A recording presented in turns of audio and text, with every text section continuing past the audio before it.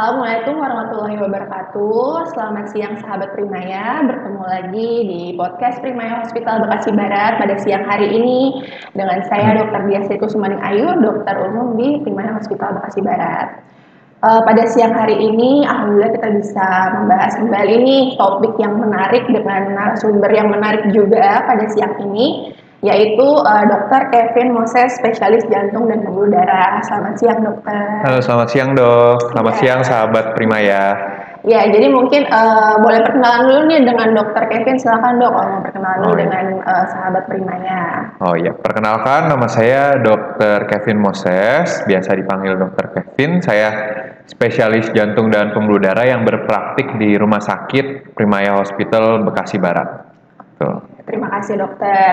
Jadi pada siang hari ini kita akan membahas topik yang menarik, yaitu mengenai indikasi angiografi dan intervensi koroner. Nah, sebelumnya nih, atau yang biasa sering disebut mungkin ya pada masyarakat sering dikenalnya dengan kateterisasi jantung atau pasang ring mungkin ya dok? Iya, betul. Okay. Nah, kita santai aja dok, kita ngobrol-ngobrol. Iya, ngobrol-ngobrol aja dok. Ini sih paling yang pertama yang kita perlu tahu dulu ya, apa sih dok sebenarnya kateterisasi jantung dan pasang ring ya? Pasang ring. Mungkin bisa dijelasin dulu nih dokter. Oke.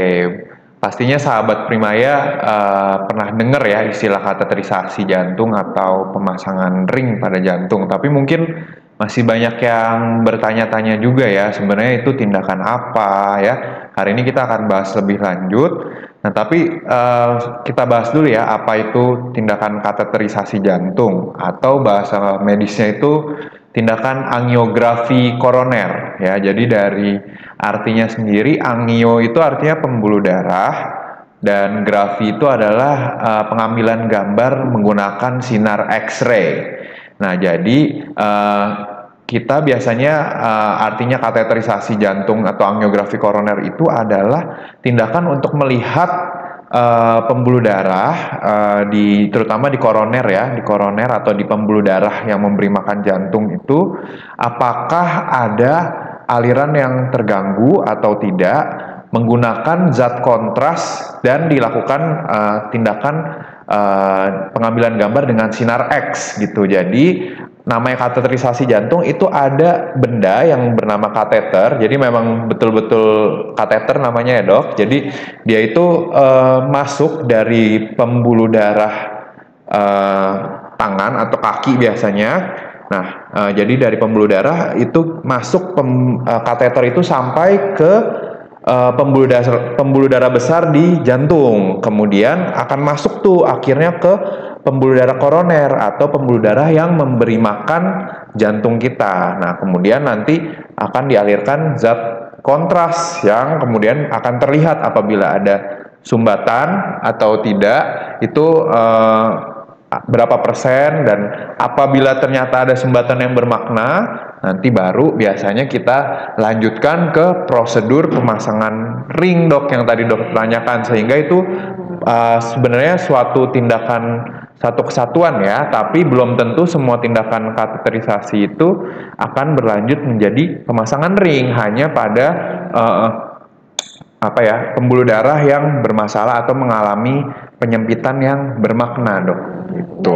Iya, memang pasien banyak ya dok yang tanya ini saya pasang ring atau bukan gitu ya. Dan yang banyak ditanyakan oleh pasien itu biasanya adalah sebenarnya ini operasi atau bukan sih dok, karena mungkin belum dapat gambaran ya tindakannya seperti apa gitu. Tapi tadi seperti yang dijelaskan oleh dokter Kevin ya, ternyata tindakan itu lewat pembuluh darah ya dok. Iya, jadi bukan operasi dok. Kalau operasi kan kita dibuka atau ada tindakan yang menggunakan pisau ya. Kalau ini tidak, hanya mungkin dimasukkan alat saja dari pembuluh darah. Pembuluh darahnya bisa di tangan maupun di kaki ya. Iya, betul. Pembuluh darah jantung. Betul. Oke, baik. Nah dok, sebenarnya kondisi seperti apa sih yang memerlukan, maksudnya kondisi indikasi apa nih yang kita tuh perlu dilakukan kateterisasi jantung? Apakah semua pasien dengan biasanya kan kita serangan jantung biasanya, apakah pasien semua serangan jantung tuh apakah langsung dikateterisasi atau bagaimana sih dok kondisi yang kita tuh perlu lakukan? Oke, baik. Ya dok, jadi untuk kateterisasi jantung sendiri itu settingnya ada setting akut atau darurat ya, atau urgent. atau sebenarnya ada setting elektif juga. Elektif itu dalam artian yang kita biasanya lebih tidak dapat kita jadwalkan gitu dok, dapat kita jadwalkan. Jadi kalau dari setting yang akut dulu atau yang darurat atau urgent, biasanya itu memang diindikasikan pada pasien-pasien yang kita curigai mengalami serangan jantung. Jadi serangan jantung itu adalah kondisi di mana kita curigai terjadi penyumbatan secara tiba-tiba pada pembuluh darah jantungnya. Ya, sumbatan itu bisa total, bisa hampir total ya, atau sumbatan yang bermakna intinya. Nah, tujuannya adalah pada kondisi yang pasien mengalami serangan jantung tadi, kita melakukan tindakan kateter itu supaya tahu dok, apakah betul-betul ada sumbatan atau tidak, dan apabila memang ada sumbatan, maka biasanya kita akan langsung lakukan pemasangan ring tadi supaya sumbatan yang tadi aliran darah yang tadi tersumbat itu bisa lancar lagi, supaya jantung kita itu bisa dapat aliran darah dengan cukup gitu, supaya fungsinya tidak terganggu dan juga gejala-gejala serangan jantung itu bisa hilang apabila kita lakukan tindakan kateterisasi maupun pasang ring tadi. Nah, itu kalau yang akut, dok. Nah, tapi kalau ada juga yang terjadwal. Nah, kalau yang terjadwal biasanya sih pada setting pasien yang mengalami keluhan nyeri dada yang tapi masih stabil ya. Jadi misalnya nyeri dadanya masih hilang timbul, biasanya memberat dengan aktivitas. Nah, masih kita curiga nih ke arah jantung, tapi butuh konfirmasi apakah ini betul jantung atau lambung atau nyeri otot saja. Nah, tapi biasanya kalau kecurigaan itu cukup besar, biasa kita akan lanjut ke tindakan kateterisasi. Nah, tapi biasanya untuk sampai ke tindakan kateterisasi, dokter jantung itu butuh mencari bukti-bukti lain dulu nih yang mengarahkan ke arah memang ini kemungkinan penyakit penyumbatan jantung, seperti misalnya treadmill test ya, kemudian EKG maupun USG jantung atau ehokardiografi. Nah, selain itu juga pada pasien yang sesak maupun dengan keluhan berdebar, kadang kita juga mengindikasikan untuk melakukan kateterisasi dok, untuk mengetahui apakah ini juga sumbernya dari jantung atau bukan. Oke, jadi memang tindakan kateterisasi itu ada yang urgent ya dok ya, Iya. yang urgent, ada yang bisa dijadwalkan tergantung klinis atau gejala pasiennya ya, Betul, pada saat betul. terjadi serangan atau tadi ya misalkan tidak belum pasti serangan jantung tapi memang keluhan sehari-harinya dadanya nggak enak Betul. gitu ya, atau mungkin ada keluhan lain berdebar-debar atau setelah aktivitas ya gitu ya dok ya. Baik, nah kalau untuk tindakannya sendiri nih dok, kira-kira berapa lama sih dok tindakan itu kateterisasi itu berlangsung? Nah, jadi untuk tindakannya sendiri sebetulnya kalau tanpa penyulit ya, tindakannya cukup cepat, dok. Biasanya kalau untuk tindakan kateterisasi itu biasanya sekitar 15 sampai 30 menit. Nah, tapi kalau berlanjut menjadi termasuk pemasangan ring, mungkin bisa memakan waktu sekitar 30 menit sampai 60 menit apabila tanpa penyulit ya. Tapi lagi-lagi variasi tergantung tingkat kesulitan, kemudian dari fasilitas maupun dari operatornya sendiri. Nah, semakin berpengalaman tentunya semakin cepat juga untuk tindakannya. Ya. Baik, berarti tindakan kateterisasi ini tuh sebenarnya belum tentu bisa di semua rumah sakit gitu ya dok, atau tergantung ada fasilitasnya atau enggak gitu ya dok? Betul. Nah, jadi sebetulnya untuk kateterisasi jantung terutama pada rumah sakit yang tentunya memiliki fasilitas cath lab atau catheterization laboratory gitu. Jadi tempat itu memang dikhususkan untuk melakukan tindakan kateterisasi, karena kateterisasi itu seperti tadi saya jelaskan di awal itu termasuk tindakan yang menggunakan radiasi X-ray. Jadi ruangannya harus ruangan khusus yang dapat menampung radiasi, kemudian selain itu juga ada peralatan khusus juga ya untuk termasuk meja kateterisasinya sendiri yang khusus, jadi dia bisa menghantarkan sinar X-nya dan kemudian dia bisa berpindah posisinya karena posisi itu menentukan juga dok untuk posisi dari koronernya. Kemudian selain jadi terutama fasilitas yang kedua dari SDM-nya ya. Jadi SDM-nya tentunya harus ada dokter khususnya dokter intervensi apabila untuk melakukan tindakan pemasangan ring ya. Namun apabila kateter saja sebenarnya itu kompetensi dokter spesialis jantung umum untuk diagnostik saja. Namun biasanya karena harus kadang seringkali kita kan awal mungkin belum tahu ya ini apakah akan berlanjut ke tindakan pasang ring atau hanya kateter saja. Jadi biasanya harus ada dokter intervensi yang standby. Kemudian selain itu juga perawatnya dan juga tim cath lab-nya dimulai dari radiografer dan juga untuk penunjang lainnya yang di cath lab. Jadi intinya sih SDM sama fasilitasnya dok yang harus ada dok. Berarti kalau tindakan kateter itu sebenarnya kompetensi dokter jantung umum ya dok ya, tapi kalau misalkan pemasangan ringnya nanti akan dengan dokter jantung yang spesialis intervensi lagi ya. Betul. Nah dokter nih biasanya nih pada pasien-pasien terkadang terutama yang elektif atau yang dijadwalkan, kadang pasien mungkin belum ada gambaran tindakannya seperti apa nih. Nah kadang pasien bertanya kan ke dokter nih dok, kalau misalkan saya pakai obat-obatan dulu bisa nggak, atau resikonya apa sih dok kalau misalkan nih tindakan kateter ini bila sudah disarankan oleh dokter jantungnya tapi pasiennya masih belum mau melakukan tindakannya. Nah itu apa sih dok kira-kira resikonya bila tidak dilakukan? Ya, jadi risiko apabila tidak dilakukan ya dok ya. Jadi biasanya tindakan kateter itu kalau misalkan dilakukan secara elektif ya atau terjadwal, artinya kan tidak buru-buru ya. Jadi kita biasanya diutamakan pada pasien-pasien yang dengan gejala nyeri dada ya. Nah jadi pada pasien-pasien tersebut kita memiliki kecurigaan nih ke arah ini kemungkinan suatu penyumbatan jantung. Nah, jadi yang mungkin terjadi yang paling kita takutkan apabila memang ternyata itu adalah suatu penyumbatan jantung ya atau pembuluh darah koronernya itu mulai mengalami penyempitan.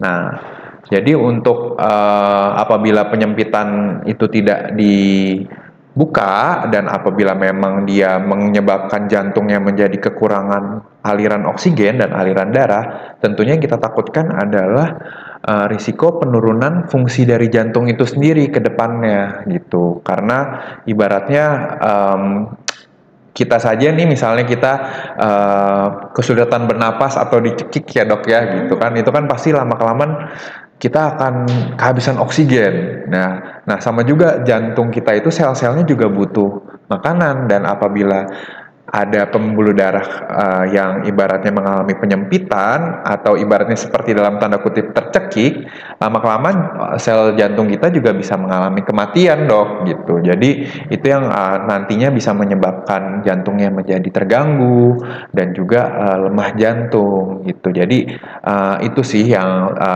mungkin kita takutkan risikonya apabila kita tidak melakukan tindakan kateterisasi. Namun lagi-lagi memang terkadang indikasinya dulu nih, apabila memang kuat makanya dokter akan sangat menganjurkan kateterisasi. Namun pada beberapa kasus ya kadang-kadang memang kita dapat memilih juga untuk coba dengan obat dulu dok, obat-obatan dulu karena mungkin dirasa penyumbatannya tidak terlalu terlihatnya indikasinya tidak terlalu kuat, atau penyumbatannya mungkin dari klinis gejala ataupun dari penunjang lainnya itu belum terlalu berat gitu, sehingga untuk tindakan kateter mungkin dapat ditunda dulu gitu, nggak harus langsung dijadwalkan saat itu. Jadi memang sahabat Primaya ini semua ini harus dengan pertimbangan dokter jantungnya juga ya. Jadi dengan konsultasi, kondisi pasiennya, kemudian hasil pemeriksaan sebelumnya ya, nanti akan ditentukan apakah akan dilakukan atau tidak. Jadi kalau memang sudah disarankan dilakukan, pasti dokternya juga sudah dengan pertimbangan yang matang ya dok ya. Iya betul. Nah dok, kemudian biasanya pertanyaan juga nih yang lebih sering ditanyakan, kalau tindakan itu sendiri ada komplikasinya nggak sih dok pada saat tindakan? Nah komplikasinya itu apa aja? Karena kan kita penting ya perlu edukasi ke pasien atau ke keluarga pasien terkait tindakannya sampai ke komplikasinya. Baik. Jadi komplikasi memang semua tindakan medis itu pasti ada risikonya ya dok, dan itu memang penting juga untuk pasien tahu sebelum menyetujui tindakan ya. Jadi komplikasi ini biarpun jarang terjadi, tapi ada komplikasi yang mungkin dimulai dari yang paling sering terjadi dulu, dari tempat penusukan tadi masuk selang kateter tersebut ya. Nah, jadi di situ paling sering terjadi seperti memar atau yang kita sebut dengan hematoma. Nah, kemudian infeksi di area penusukan tersebut, ya. Namun ini juga jarang terjadi karena biasanya kita juga selalu menggunakan alat-alat yang steril dan juga kita juga untuk bisa sampai ke tahap melakukan kateterisasi juga kita sudah melakukan pelatihan dulu, jadi komplikasi tersebut juga termasuk jarang terjadi, biarpun itu termasuk komplikasi yang paling sering. Nah, selain itu, ketika kateter kita dari akses tadi akan masuk zat kontras juga, zat kontras. Jadi zat kontras itu seperti zat pewarna ya, yang akan memperlihatkan alirannya apakah lancar atau tidak. Nah, zat kontras tersebut pada beberapa orang risiko mengalami yang namanya alergi terhadap zat kontras tersebut. Nah, selain itu, karena dia pekat, dia juga risiko mengiritasi untuk organ ginjal gitu. Nah, makanya biasanya untuk tindakan kateterisasi kita juga harus pastikan dulu nih apakah ginjalnya bermasalah atau tidak ya. Karena kalau bermasalah terkadang kita harus kolaborasi dulu dengan dokter penyakit dalam juga ya, apakah kira-kira ginjalnya boleh untuk kita lakukan kateter atau risikonya lebih tinggi, itu juga nanti bisa menjadi pertimbangan kita. Nah, selain itu komplikasi lainnya yang lebih jarang lagi ya sampai gangguan irama jantung maupun stroke gitu. Tapi itu sangat jarang terjadi dan biasanya pun kita selalu melakukan prosedur itu dengan protap ya dok ya, dan selalu ruang kateter itu dekat dengan ruang ICU biasanya. Jadi apabila terjadi apa-apa, dokter jantung, tim semua selalu siap gitu. Baik, jadi selain kita ada pertimbangan ya dari manfaatnya dan resikonya. Jadi makanya ketika sudah disarankan, kemungkinan itu adalah manfaatnya yang lebih besar ya dok ya dibanding dengan komplikasinya. Dan ditambah komplikasinya ini juga sebenarnya ada tapi jarang. Jarang, ya, dok, ya. Betul. Oke. Nah, kemudian dok setelah pasien ini dilakukan tindakan kateterisasi, itu bagaimana dok pemulihan pasca tindakannya? Okay. Apa aja sih yang perlu diperhatiin sama pasiennya setelah tindakan? Kadang pasien ada yang bertanya apakah biasanya kan minum obat pengencer ya dok ya, pengencernya. Nah, betul. Kadang ada yang nanya nih dok, apakah obat pengencernya diminum terus menerus atau sampai kapan? Terus kontrolnya bagaimana? Itu gimana dok? Ya, baik. Jadi untuk pasca tindakan kateterisasi, sebetulnya apabila sudah pembuluh darahnya sudah dibuka semua nih dok yang tersumbat tadi, sebenarnya itu justru untuk kedepannya pasien itu malah lebih bebas beraktivitas ya. Nah, tapi dalam pasca tindakan memang dalam 24 sampai 48 jam ada beberapa yang perlu diperhatikan nih sama pasien ya, terutama dari lokasi tempat akses tadi ya, tempat penusukan dari kateter tadi, apakah ada tanda-tanda infeksi seperti kemerahan, kemudian lebam ya, hematoma ya, kemudian lebam yang semakin meluas. Nah, terus perdarahan yang tidak berhenti-berhenti. Nah, itu mungkin perlu dikonsultasikan lebih lanjut, dan untuk mencegah komplikasi di area penusukan tersebut biasanya 24 jam pasien jangan dulu untuk melakukan tindakan yang berat seperti mengangkat-ngangkat berat ya, seperti itu, karena biasanya akan berpengaruh ke tadi lokasi penusukan tadi gitu. Kemudian biasanya juga pasien diminta untuk minum air secara cukup dok, supaya zat kontras yang kental tadi itu selama 24 sampai 48 jam itu betul-betul dapat terbuang secara maksimal melalui ginjal dan juga tidak merusak ginjal ya, seperti itu. Kemudian untuk obat-obatan memang itu sangat penting untuk diminum sama pasien ya.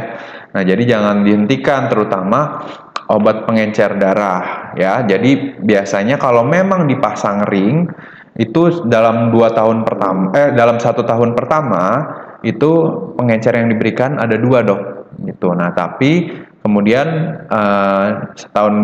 setelah setahun obat-obatan tersebut ada yang boleh di stop dengan rekomendasi dari dokter jantung ya. Obat-obat apa saja yang bisa di stop nanti itu dikonsultasikan dengan dokter jantung secara lebih lanjut ya gitu, karena berbeda-beda, mungkin ada obat darah tinggi, obat kolesterol ya, obat pengencer dan lain-lain ya. Kemudian untuk aktivitas biasanya apabila sudah selesai dari 48 jam dan apabila pasien juga tidak ada keluhan ya, dan sumbatannya sudah dibuka semua, justru itu lebih bebas dok untuk beraktivitas ya. Langsung beraktivitas. Iya, nyetir boleh, kemudian untuk olahraga mungkin bertahap dulu ya, bertahap dulu karena jantungnya juga butuh adaptasi ya. Jadi mungkin bisa bertahap sesuai dengan keluhan pasien. Selama tidak ada keluhan, boleh dilakukan dok, terutama olahraga aerobik,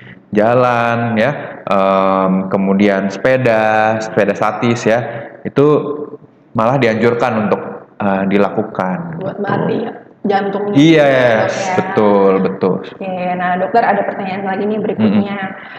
Tadi kan kita udah ngomong ini ya tentang kateterisasi, kemudian tentang pasang ring. Nah, setelah itu biasanya nih masyarakat juga mungkin sering dengar yang namanya operasi bypass ya dok. Bypass. Ya? Nah itu tuh apakah itu kelanjutan dari pemasangan ring atau bagaimana dokter, mungkin bisa dijelaskan sedikit ya biar kita sekalian nyambung nih topiknya. Iya, betul. Nah jadi ya itu sekalian meluruskan ya bahwa pasang ring itu bukan operasi ya. Nah jadi biasanya yang operasi itu namanya bypass. Jadi CABG namanya ya. Nah itu bypass itu sebenarnya adalah tindakan yang dilakukan pada pasien-pasien yang mengalami penyumbatan tapi tidak bisa dilakukan pemasangan ring. Nah, jadi biasanya yang seperti apa? Biasanya sumbatannya yang luas, jadi pembuluh darahnya misalnya ring itu kan ada panjang-panjangnya tuh dok. Jadi misalnya tidak tercover oleh panjang ring tersebut, jadi sangat panjang ya. Untuk sumbatannya itu ibaratnya pembuluh darahnya itu hampir sepanjang pembuluh darah itu mengalami penyumbatan. Kemudian mulai ada pengapuran ya. Jadi penyumbatannya itu selain panjang dia juga mengeras ya atau mengalami pengapuran. Nah, itu susah untuk ditembus atau dipasang ring dan malah berisiko dok gitu. Nah, terutama juga pertimbangan juga biasanya pada pasien dengan diabetes mellitus ya. Jadi sebenarnya dokter jantung sama dokter bedah torak ya yang melakukan bypass itu biasanya kita melakukan penilaian dan diskusi lebih lanjut dulu apakah pasien ini lebih bermanfaat apabila dilakukan pemasangan ring atau pemasangan bypass ya. Nah, bypass itu tindakan operasinya seperti apa? Jadi dia itu kalau ring tadi kan kita yang daerah sumbatan itu kan dibuka, dimasukin melalui kateter, dipasang ring kemudian dibuka gitu sumbatannya. Jadi akan tertinggal tuh si ring itu di pembuluh darahnya. Nah kalau bypass itu kita jadi membuat sambungan baru dok. Jadi dari pembuluh darah koroner itu yang memberi makan jantung itu ditempel pembuluh darah baru yang diambil biasanya dari pembuluh darah vena kaki ya, dari vena kaki kemudian ditempel kemana? Ditempel ke pembuluh darah besar yang keluar dari jantung, sehingga pembuluh darah besar itu melalui si bypass tadi ya yang dari pembuluh darah kaki tadi itu mengalirkan darah ke pembuluh darah koroner gitu. Jadi ada 2 persambungan di situ. Nah itu dilakukan dengan tindakan pembedahan. Jadi dadanya dibuka gitu. Tapi memang sekarang sih ada yang minimal invasif ya. Tapi yang secara garis besarnya sih saat ini masih kebanyakan tuh memang jantungnya dibuka dan diambil alih sementara dengan mesin ya. Tapi sekarang juga ada yang namanya bypass of pump juga, sehingga di jantung itu dipasang dengan keadaan berdetak gitu. Jadi teknologi semakin maju sih ya, tapi di mana-mana untuk tindakan operasi dibandingkan yang non operasi memang risikonya tentunya lebih besar yang operasi, makanya kita harus menimbang-nimbang nih risiko dan manfaatnya ya. Kalau memang yang harus di bypass itu memang yang benar-benar indikasi untuk tindakan bypass gitu. Oke, jadi memang tindakannya ada yang minimal, ada yang non invasif dulu ya dok, yang kateterisasi itu ya, baru nanti apabila ternyata kita bilangnya minimal invasif dok. Minimal invasif. Nanti apabila dari hasil penilaian kateterisasinya tidak memungkinkan ya dipasang ring, berarti ya dok, berarti baru mungkin ada pilihan ke arah operasi bypass gitu ya, dengan tentunya persiapan terlebih dahulu ya dok ya. Betul. Dan penilaian dari mungkin multidisiplin yang lain ya, dari dokter-dokter yang lainnya di luar dokter jantung. Nah dokter, yang terakhir nih dok, kan tadi kita udah bahas ya tentang tindakan kateterisasi dan sampai ke bypass. Nah mungkin nih di rumah sahabat Primaya masih belum tahu nih sebenarnya gejala serangan jantung tuh yang khas atau yang tidak khas tuh seperti apa ya. Jadi supaya maksudnya sahabat Primaya di rumah juga tahu nih mungkin keluarganya, orang tua atau bagaimana ya, gejala yang seperti apa sih yang serangan jantung, supaya bisa lebih aware gitu, bisa lebih segera mungkin dibawa ke IGD atau ke fasilitas terdekat ya. Oke, ya jadi serangan jantung ini penting sekali ya untuk diketahui sama sahabat Primaya. Jadi serangan jantung itu tadi seperti saya jelaskan itu kondisi pembuluh darah jantung yang tiba-tiba tersumbat ya. Nah, jadi gejalanya apa? Biasanya karena jantung itu tiba-tiba asupan oksigennya itu terhambat, dia akan menyebabkan gejala nyeri dada. Kenapa nyeri dada? Karena jantung letaknya di dada. Ya, jadi dia menimbulkan gejala nyeri dada. Dan nyeri dadanya seperti apa? Kan nyeri dada banyak kan, kadang-kadang ada yang seperti tertusuk, ada yang seperti tertekan ya. Nah, nyeri dada seperti apa yang lebih mengarah ke arah jantung itu biasanya nyeri dada yang terasa di tengah, seperti ditekan, atau kita ada yang bilang juga seperti diinjak ya, seperti ditekan atau diinjak benda berat, dan itu bisa mengalami penjalaran. Penjalarannya bisa ke daerah sebelah kiri terutama ya, ke leher, ke rahang, kemudian ke lengan, ke punggung sebelah kiri, maupun kadang-kadang juga ke daerah perut gitu. Nah, jadi itu gejalanya yang karakteristik nyerinya seperti itu. Nah, kemudian ada gejala penyertanya juga biasanya dok, yaitu keringat dingin, mual muntah ya. Jadi memang kadang sering disalahartikan sebagai lambung nih sebenarnya ya. Tapi lebih baik kalau ada keluhan seperti itu minimal dilakukan rekam jantung terlebih dahulu ya. Jadi gejalanya seperti itu ya. Jadi nyerinya tadi karakteristik seperti tadi, kemudian gejala penyertanya juga ada, dan juga biasanya durasinya itu kalau serangan jantung tuh cukup lama, lebih dari 20 menit dok biasanya gitu. Jadi kalau ada tiga gejala seperti itu, atau sahabat Primaya sekalian ragu apakah ini jantung atau tidak, lebih baik diperiksakan saja, jangan dianggap remeh, karena terkadang diremehkan, dianggap lambung atau penyakit yang lain, tapi ternyata sebetulnya jantung, serangan jantung. Apalagi dok, ada beberapa populasi yang gejalanya itu kadang tidak khas. Contohnya populasi dengan diabetes ya, karena diabetes dokter tahu sendiri pasti saraf-sarafnya kan terganggu. Jadi nyerinya bisa berkurang, atau bahkan ada yang nggak ada nyeri sama sekali. Jadi mual aja kadang ya dok. Iya gitu. Kemudian pasien lansia ya, lanjut usia di atas 60 tahun, dan wanita dok, wanita kadang gejalanya juga lebih tidak khas gitu ya. Jadi untuk dokter nih termasuk kalau misalnya itu populasi yang gejalanya bisa nggak khas dok kalau untuk wanita ya. Jadi lebih waspada aja gitu kalau pada populasi tersebut gitu. Iya, jadi sahabat Primaya juga bisa ini ya tadi ya pada mungkin anggota keluarga atau orang tua yang tadi disebutkan oleh dokter Kevin ya, yang memiliki populasi tertentu nih, misalkan punya penyulit diabetes, nah itu mungkin bisa lebih diperhatikan lagi terkait gejalanya ya, karena tidak semua gejala serangan jantung itu khas nyeri dada ya, seperti yang tadi sudah dijelaskan. Nah, kemudian nih informasi juga untuk sahabat Primaya. Di Primaya Hospital Bekasi Barat ya dok ya, di sini kita sudah bisa melakukan tindakan kateterisasi jantung, pasang ring, sampai ke operasi bypass. Jadi sahabat Primaya bila ingin mengkonsultasikan keluhannya atau mungkin anggota keluarganya, mungkin bisa dilakukan di Rumah Sakit Primaya Bekasi Barat atau bertemu langsung dengan dokter Kevin ya dok ya. Oh boleh. Ya boleh, mungkin dokter Kevin bisa di-share nih dok jadwal prakteknya dokter di sini. Ya. Jadi betul banget ya dok, tadi memang kita nih salah satu layanan unggulan dari Primaya Hospital Bekasi Barat itu adalah Heart and Vascular Center ya. Jadi di sini kita fasilitasnya salah satu yang paling lengkap juga nih dok di daerah Bekasi ya. Dok. Ya kita bisa bypass, bisa pasang ring, apalagi kateter ya. Kalau mau konsultasi lebih lanjut bisa ke Primaya atau kalau mau ke poli saya praktek setiap hari Selasa sampai dengan Sabtu ya. Untuk hari Selasa itu ada pagi jam 8 sampai 13, kemudian hari Rabu dan Kamis itu jam 3 sampai jam 7 malam, kemudian hari Jumat jam lebih malam lagi jam 4 sampai jam 21. Kalau hari Sabtu bisa datang pagi jam 10 sampai jam 13 gitu dok. Sahabat Primaya enak nih, dokter Kevin jatuh banyak ya di Primaya ya. Jadi iya dok. Ketemu hampir setiap hari. Iya. Okay. Tapi jangan tiap hari juga dok ketemunya dok, berarti sakit terus dok. Oh iya.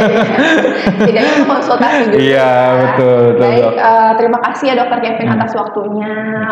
Sama-sama dok. Pembahasannya sangat menarik hari ini dan pasti ini pembahasan yang umum di masyarakat ya. Jadi semoga mudah-mudahan juga sahabat Primaya lebih terbuka lagi nih wawasannya tentang serangan jantung, kateterisasi, sampai ke sedikit ya ke operasi bypass. Mungkin kalau ada yang mau tindakan atau mau kateter pasang ring, mungkin bisa disebarin untuk nonton video ini dulu kali ya dok ya, biar lebih ngerti tindakannya seperti apa.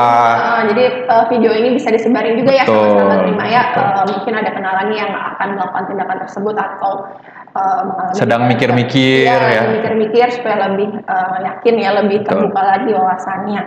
Nah, jadi semoga ini bermanfaat ya buat kita semua. Terima kasih dokter Kevin. Terima kasih dokter. Baik sahabat Primaya, sampai jumpa di podcast Primaya Hospital Barat berikutnya. Selamat siang.